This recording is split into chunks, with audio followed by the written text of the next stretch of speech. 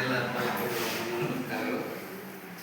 ಈಗ first of all ನೀವೆಲ್ಲ ಈಗ ಬಂದವರಂತೂ ನಮ್ಮ ಕೆಲಸ ಎಲ್ಲ ಬಿಟ್ಕೊಂಡು ನಿಮ್ಮ ಮಕ್ಕಳಿಗೆ ಏನು ಮಾಡ್ತಾರೆ ಅನ್ನೋದು ನಿಂತು ಅದೇ ಥರ ಇದ್ದಂಥ SSLC ವಿದ್ಯಾರ್ಥಿಗಳ ಎಲ್ಲ ಪಾಲಕರು ಅದರಲ್ಲಿ ಒಂದು 50% ಬಂದಿದ್ರು, ಒಂದು 50% ಬಂದಿದ್ರೆ ಖುಷಿ ಆಗ್ತದೆ. ಹೌದಪ್ಪ, ನಮ್ಮ ಮಕ್ಕಳ ಬಗ್ಗೆ ಶಾಲೆಯಲ್ಲಿ ಏನು ಹೇಳ್ತಾ ಇದ್ದಾರೆ, ನನ್ನ ಮಗ ಯಾವ ಥರ ಕಲಿತಾ ಇದ್ದಾರೆ, ಏನು ಮಾಡ್ತಾ ಇದ್ದಾನೆ ಅನ್ನುವಂಥದ್ದು ಸ್ವಲ್ಪ ಮನೋಭಾವ ನಿಮ್ಮಲ್ಲೂ ಸ್ವಲ್ಪ ಅವೇರ್ನೆಸ್ ಮೂಡಿದಿತ್ತು. ಸ್ವಲ್ಪ ನಿಮಗೂ ಖುಷಿ ಆಗ್ತಿತ್ತು, ನನ್ನ ಮಗ ಇದರಲ್ಲಿ ಈ ಆ್ಯಕ್ಟಿವಿಟಿಯಲ್ಲಿ ಮುಂದಿದ್ದಾನೆ, ಇದರಲ್ಲಿ ಇದ್ದಾನೆ ಅನ್ನುವಂಥ ಮನೋಭಾವವನ್ನು ನಿಮಗೂ ಗೊತ್ತಾಗ್ತದೆ. ಇವತ್ತಿನ ಇದರಲ್ಲಿ ಸ್ವಲ್ಪ ಬೇಜಾರಂದರೆ ನೀವು ಪಾಲಕರು ಮಕ್ಕಳ ಮುಂದಿನ ಭವಿಷ್ಯದ ಬಗ್ಗೆ ತಿಳ್ಕೊಳ್ಳೋದಕ್ಕೆ ಆಸಕ್ತಿ ಹೊಂದಿಲ್ಲ ಅಂತ ಸ್ವಲ್ಪ ಗೊತ್ತಾಗ್ತದೆ. ಎರಡನೇದಾಗಿ ಶಾಲೆ ವಾತಾವರಣ ಅಂತೂ ಭಾಳ ಚೆನ್ನಾಗಿದೆ. ಈ ಥರ ಪ್ರಾಜೆಕ್ಟ್ ಇದ್ದಿದ್ದು, ಈ ಥರ ನೀಟಾಗಿ ಶಿಕ್ಷಕರು ಶಾಲೆಯಲ್ಲಿ ಇರುವುದರಿಂದ ಮತ್ತು ಅವರು ಗುಣಮಟ್ಟದ ಶಿಕ್ಷಣ ಹೇಳೋದ್ರಿಂದ ಶಾಲೆ ಬಗ್ಗೆ ಎರಡು ಮಾತಿಲ್ಲ. ನೀವೇ ಹೇಳ್ತಾ ಇದ್ದೀರಿ, ಇಲ್ಲ ಹೇಳಂದರೆ ಏನೂ ಇಲ್ಲಂತೆ. ಆಮೇಲೆ ಶಾಲೆಯಲ್ಲಿ ಕೊಡುವಂಥ ಬಿಸಿ ಊಟ, ಇದಕ್ಕೂ ಈಗ 4 ದಿವಸ ಆಯಿತು ನಮ್ಮ ತಾಲೂಕು ಸಾಮಾಜಿಕ ಲೆಕ್ಕ ಪರಿಶೋಧನಾ ಗುರು ಬಂದು ಥರ ಮಾಡಿದ್ದಾರೆ. ಅದರಲ್ಲಿ ಯಾವುದೋ ಒಂದು ವಿಷಯಗಳಿವೆ ಮತ್ತು ನಿಮ್ಗೆ ಏನಾದರೂ ಅನಿಸ್ಕೊಂಡಿರ್ತಾರೆ ಅದರ ಬಗ್ಗೆಯೂ ಕೇಳಿದ್ದಾರೆ. ಇದರಲ್ಲಿ ಇನ್ನೂ ಇದಕ್ಕಿಂತ ಹೆಚ್ಚಿನ ಮಾಡ್ಬೋದು ನಿಮ್ಮ ಸಲಹೆ ಸಹಕಾರ ಅಂತೇಳಿ ಕೇಳಿದ್ದಾರೆ. ಅದೇ ಎಲ್ಲ ರೀತಿಯಿಂದ ನೋಡಿದರೆ ಶಾಲೆಯ ವಾತಾವರಣ ಭಾರಿ ಒಳ್ಳೆಯದಿದೆ. ಟೀಚರ್ಸು, ಸ್ಟಾಫ್ಸು, ಮಕ್ಕಳು ಎಲ್ಲರೂ ಚೆನ್ನಾಗಿದೆ. ಅಂದರೆ ನೀವು ಪಾಲಕರೇ ಮಕ್ಕಳಿಗೆ ಕರೆಕ್ಟಾಗಿ ಶಾಲೆ ಕಳಿಸೋಕ್ಕೆ ಇನ್ನು ಮುಂದೆ ಆಗ್ತಾ ಇದ್ದೀನಿ ಅಂತ ಅನಿಸ್ತದೆ. ಮತ್ತು ನಿಮ್ಮ ಇನ್ಮೇಲೆ ನಿಮ್ಮ ಇದರಲ್ಲಿ ಯಾರು ಇದ್ದರೆ ನಿಮ್ಮ ರಿಲೇಷನ್ ಯಾರಿದ್ದು ಸರ್ಕಾರಿ ಶಾಲೆಗೆ ಸೇರಿಸುವಂಥ ಒಂದು ಮನೋಭಾವ ನಿಮ್ಮಲ್ಲಿ ಬೆಳೆಸ್ಕೋಬೇಕು. ಪ್ರೈವೇಟ್ ಶಾಲೆಯಲ್ಲಿ ಬರುವಂಥ ಖರ್ಚುಗಳು ನೋಡಿದರೆ ಸರ್ಕಾರಿ ಶಾಲೆಯಲ್ಲಿ ಏನೂ ಇದೆ, ಇಲ್ಲಿ ಫ್ರೀ ಅಂತ ಹೇಳಿ ಕೂಡ ಇದೆ. ಏನಾದರೂ ಒಂದು ಯಾತಾಯಾತದ ಶಿಕ್ಷಣ ಕೊಡೋದನ್ನು ನನ್ನ ಮುಂದೆ ನಮ್ಮ ಮಕ್ಕಳು ಒಂದು ಲೆಕ್ಕದಲ್ಲಿ ಬರ್ತದೆ. ಈಗ ಇದರಲ್ಲಿ ನಾವು ಶಿಕ್ಷಣ ಅಂತ ಹೇಳಿದ್ರೆ ಫ್ರೀ ಅಂತ ಹೇಳಿದ್ರೆ ನೀವು ನಿಮ್ಮ ಮಕ್ಕಳಿಗೆ ಈ ಕಡೆ ಕಳಿಸ್ಲಿಕ್ಕೆ ತಯಾರಾಗೋದು. ನೀವೆಲ್ಲ ನಾವೆಲ್ಲ ದೊಡ್ಡ ದೊಡ್ಡ ಶಾಲೆ ಇದು ಕಾನ್ವೆಂಟ್ ನೋಡ್ತೀವಿ, ಅಂದರೆ ಕೈಯಿಂದ ದುಡ್ಡು ಬಡ್ಡಿಲ್ಲ. ಕಾನ್ವೆಂಟ್ನಲ್ಲಿ ಯಾರು ಇಷ್ಟು ಒತ್ತು ಕೊಟ್ಟು ಯಾರು ಕಳಿಸೋದಿಲ್ಲ ರೀ.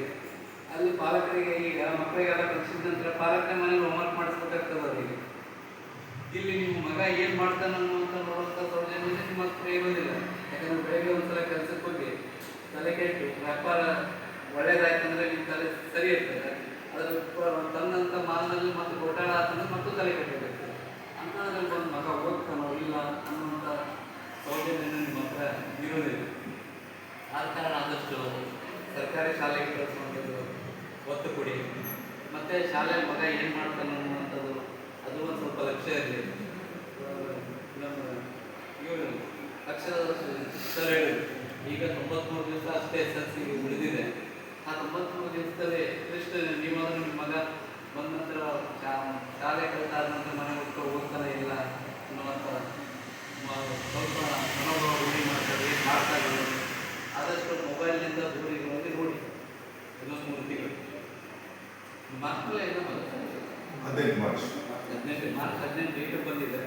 ಅಲ್ಲಿ ತನಕ ದಯಮಾಡಿ ಮೊಬೈಲ್ನಿಂದ ಆದಷ್ಟು ದೂರ ಇದ್ದರೆ ಅದೇನಂತೆ ಹೇಳ್ತಿದ್ದಾರೆ ಶಾಸ್ತ್ರಗಳು, ಬುಕ್ಕನ್ನು ತಲೆ ತೆಗಿಸಿ ಓದಿದರೆ ನಿನ್ನನ್ನು ತಲೆ ಎತ್ತಿ ಬೆಳೆಸುವೆ ಅಂತ ಹೇಳ್ತಾರೆ. ಮೊಬೈಲನ್ನು ತಲೆ ತೆಗಿಸಿ ನೋಡಿದರೆ ನಿನ್ನನ್ನು ನೆಲೆ ಕಚ್ಚಿಸುವೆ ಅಂತ ಹೇಳಿದಂತೆ. ಅಂದರೆ ಪೂರ್ತಿ ನೆಲಕ್ಕೆ ಬೆಳೆಸ್ತದೆ ಮೊಬೈಲ್, ಅದು ಯಾವಾಗ ಉದ್ಧಾರ ಮಾಡೋದು. ಅದೇ ರೀತಿ ನಮ್ಮ ಹಿಂದುಳಿದ ಕಲ್ಯಾಣ ಇಲಾಖೆ ನಮ್ಮ ಕಾರವಾರ ತಾಲೂಕಿನಲ್ಲಿ 14 ಹಾಸ್ಟೆಲ್ ಇದ್ವು ಈಗ ಹಿಂದೆ. ಇವಾಗ ಈ ವರ್ಷಕ್ಕೆ 2 ಹಾಸ್ಟೆಲ್ ಮತ್ತೆ ಸೇರ್ಪಡೆ ಆಗಿವೆ, 18 ಆಗಿವೆ. ಅಂದರೆ ಇಂಜಿನಿಯರಿಂಗ್ ಮತ್ತು ಮೆಡಿಕಲ್ ಅಂತೇಳಿ ವಿದ್ಯಾರ್ಥಿಗಳಿಗೆ ಈ ಒಂದ್ಸಲ ಸಿಗ್ತೈತೆ. ನಮ್ಮ ಗೌರ್ಮೆಂಟ್ ಸ್ಕೂಲಿಗೆ ಹೋಗಿ ಗೌರ್ಮೆಂಟ್ ಹಾಸ್ಟೆಲ್ ಒಂಥರ ನೀವು ಅಡ್ಮಿಷನ್ ಆದರೆ ಪ್ರವೇಶ ಪಡೆದ್ರೆ ನಿಮ್ಮ ಮಗನನ್ನ MBBS ಮೆಡಿಕಲ್ ತನಕ ಓದಿಸ್ಬೋದು. ಓದ್ತಾ ಇದೆ ಚೆನ್ನಾಗಿ, ಅಲ್ಲಿ ತನಕ ಸವಲತ್ತು ಇದೆ. ಅದಕ್ಕೆ ಪಾಲಕರ ಇನ್ಕಮ್ 1 ಲಕ್ಷ ಬೇಕಾಗ್ತದೆ.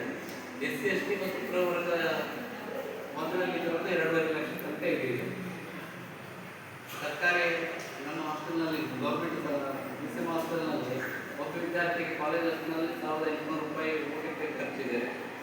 ಪ್ರೀ ಮೆಟ್ರಿಕ್ನಲ್ಲಿ 1500 ರೂಪಾಯಿ. ಮತ್ತು ಅಲ್ಲಿ ಅವರಿಗೆ ನೋಟ್ಬುಕ್ಸು, ಬಟ್ಟೆ ಇವೆಲ್ಲ ಫ್ರೀ ಇರ್ತವೆ. ಎಲ್ಲ ಟೋಟಲಿ ಫ್ರೀ ಅವರಿಗೆ, ಯಾವುದೂ ಅವರಿಗೆ ದುಡ್ಡು ಕೊಡಬೇಕಂತಿಲ್ಲ. ಅದಕ್ಕೆ ನೀವು ಇನ್ಕಮ್ ಯಾವುದಾದ್ರು ಅಂದರೆ ಪ್ರಿವೇಟ್ಗೆ ಈಗ 44,000 ಇದೆ, ಪೋಸ್ಟ್ ವೇಟ್ಗೆ 1,00,000 ಇನ್ಕಮ್ ಇರುವಂಥ ಪಾಲಕರದ್ದು ಅಪ್ಲಿಕೇಶನನ್ನು ಆನ್ಲೈನ್ ಮುಖಾಂತರ ಹಾಕಬೇಕಾಗ್ತದೆ. ನಿಮ್ಮ ಯಾರು ಮುಂದೆ ಬರ್ಸೋಕ್ಕಾಗೋದಿಲ್ಲ ಅಥವಾ ಅಂಥವ್ರು ಇದ್ದರೆ ಶಾಲೆಗೆ ಹಾಕುವಂಥ ಸೌಲಭ್ಯ ಇದೆ. ದಯಮಾಡಿ ಯಾರು ಇದ್ದರೆ ಇಬ್ಬರು ಹೇಳಿ, ಹಾಸ್ಟೆಲ್ ಕಾಲೇಜಿಗೆ ಹೋಗೋರು ಇದ್ದರೂ ಹೇಳ್ರಿ, ಮೆಡಿಕಲ್ ಇಂಜಿನಿಯರಿಂಗ್ ಮಾಡ್ತೇನೆ ಅಂದ್ರೆ ಅವ್ರಿಗೂ ಹೇಳ್ರಿ. ಈ ಮೆಡಿಕಲ್ ಅವ್ರಿಗೂ ಬರೋದಿಲ್ಲ, ಯಾಕಂದ್ರೆ ಅವ್ರಿಗೆ ಇನ್ಕಮ್ಮೇ ಹೆಚ್ಚಾಗಿರ್ತದೆ. ಇಂಜಿನಿಯರಿಂಗ್ ಆದವರು ಇನ್ನೂ ನಮ್ಮ ಇದರಲ್ಲಿ ಕಲಿತಾರೆ, ಅವ್ರಿಗೆ ಕಡಿಮೆ ಇರ್ತದೆ, ಹಾಸ್ಟೆಲಿಗೆ ಕಲಿತಾರೆ. ಸ್ಕಾಲರ್ಶಿಪ್ ಅನ್ನೋದ್ರಿಂದ ಸ್ಕಾಲರ್ಶಿಪ್ ಅಂದರೆ ಇವಾಗ 3 ವರ್ಷ ಯಾವುದೂ ಬರ್ತಾ ಇಲ್ಲ.